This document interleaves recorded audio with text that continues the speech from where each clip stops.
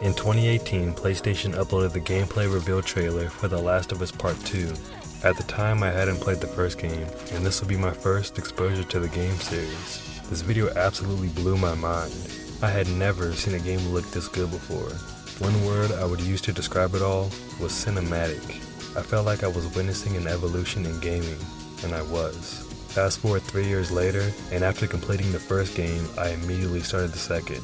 And to my surprise, the video game lived up to the trailer. Today, I am very excited to talk about one of the best video games I've ever played. I won't be covering the story, I want to save that for a separate video. I'll instead be focusing on the gameplay and the world of The Last of Us 2. So let's get into it. The audio in this game is great, from the soundtrack to the environment. And the environment looks amazing. Nature has overtaken most places, and buildings have mostly been scavenged through and abandoned. There's tons of destruction, collapsed structures, broken roads and highways, flooding, heavy snow, and tropical climates. It all looks fantastic. When scavenging through abandoned homes, you'll see personal belongings, like people's hobbies or family portraits. Throughout the game, you'll find notes written by people that give context on what happened to them. The characters are super detailed. Having realistic skin and hair, humans and infected are expressive. You should see your face right now. Having detailed face and body models. Every animation in this game is amazing. Like entering and exiting cutscenes or walking through a door is seamless. It's something that the developers themselves said took the longest to get right, and the work shows. The movement feels good in this game. You run by using L1, which honestly should always be the run button in any third-person game. Movement is a big factor when it comes to combat, and combat really shines in this game. Once you learn how to use it, you can get creative with how you approach and handle certain encounters. You have a variety of ways to defend yourself and defeat enemies. The Last of Us Part 2 has one of my favorite dodge mechanics in any game. Tapping L1 will make the character evade an incoming attack, which can lead to a satisfying counter. It looks cinematic and seamless in most situations. You can grab and hold enemies hostage to guard yourself, or feed to an infected.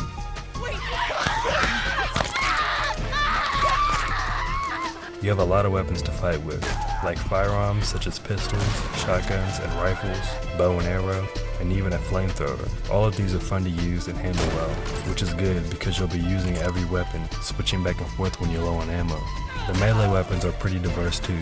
You've got knives, bats, machetes, pipes, hatchets, sledgehammers, and even your hands.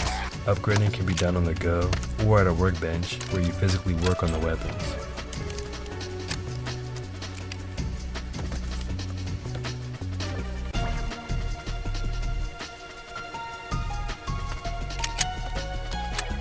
Stealth plays a big part in this game.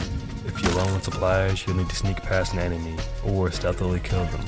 You can also throw bricks and bottles as a distraction, lay prone in tall grass as they pass, or catch them by surprise with a trip bomb. The one thing that sells the combat is how real the violence is, especially human combat. Enemies will scream in pain from their injuries before dying.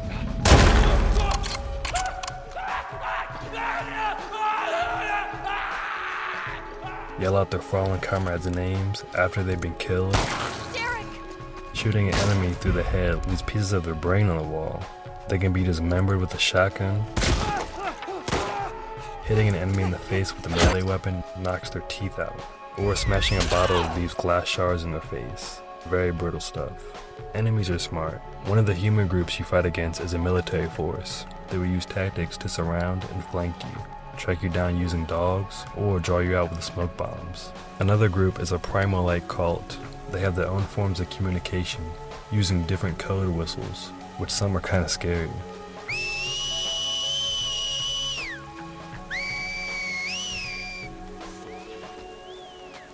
They mainly use melee weapons and bows, but some can be seen with firearms. They use stealth, surprise attacks, and ambushes to get the upper hand. And you don't want them to capture you alive.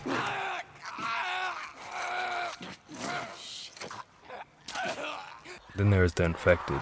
If you played the first game, then you already know how terrifying they can be.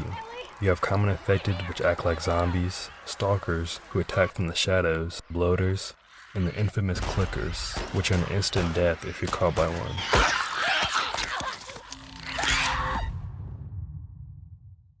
Some of the places you'll find these creatures in are absolutely horrifying. Stalkers. The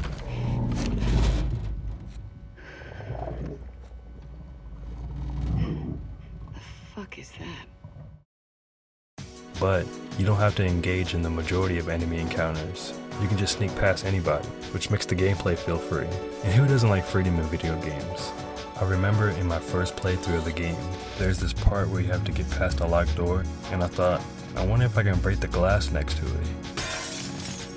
And you actually could. In most video games, you can't break glass or windows, so I was very surprised when I could here. Pretty much any glass in the game is breakable.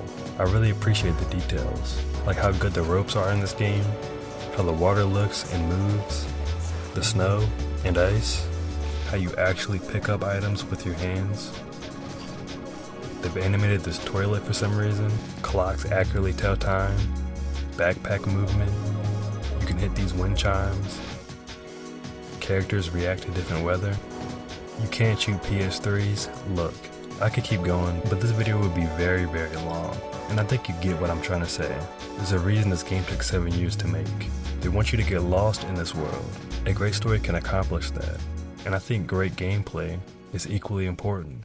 Avoid as many disconnects from reality as possible. That was what the team behind The Last of Us Part 2 wanted to achieve, and I think they did just that.